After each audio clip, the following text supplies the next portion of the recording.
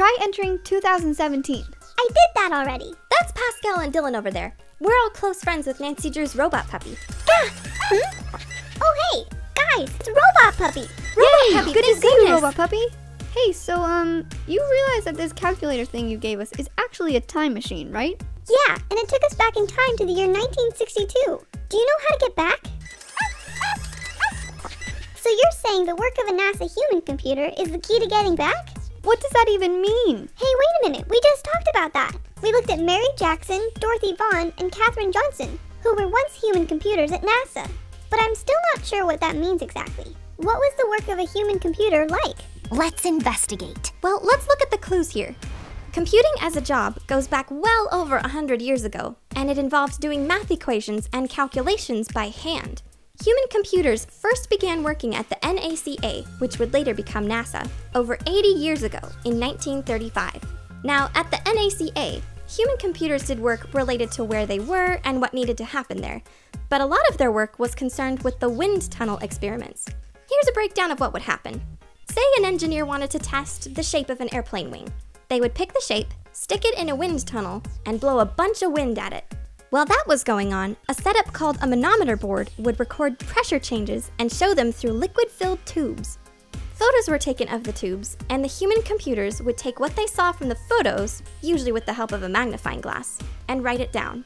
Then, either by themselves or with other human computers, they would look at what happened. To do this, they used tools like slide rules and simple calculating machines to help with the math problems, and good old pen and paper. They would take what patterns they noticed, run through some math calculations, lots of them, and then plot what they found on a graph. After all this was done, the human computers would give all the information one final check to make sure everything was correct, and then they'd give it to the engineer, who would look it over and decide what design changes to make. And the whole process would start all over again. Wow, that's amazing! But it sounds like a lot of work. It must have taken a long time to do. It did. And originally, the engineers were doing that work by themselves. That's like baking a whole new cake every time you want to try a different kind of frosting, which is a very slow way to work. When human computers first started working at the NACA, they helped speed things up a lot. These human computers did their work fast, and they did it well. In fact, they were so good at their job that they often did more in a morning than an engineer alone could do in a day. The best human computers, like Katherine Johnson, got to work extra closely with the engineers to solve engineering problems and plan space flights. The NACA quickly noticed the math skills and speed of these remarkable people, and what started as 5 human computers grew to hundreds of human computers over the next 30 years. So, what's next? After some investigating, it looks like the work of a human computer involved Looking at the math, doing the math, and understanding the math. Wow, we did it! Way to go, supercoders! Let's recap. Human computers at the NACA did all kinds of very important math.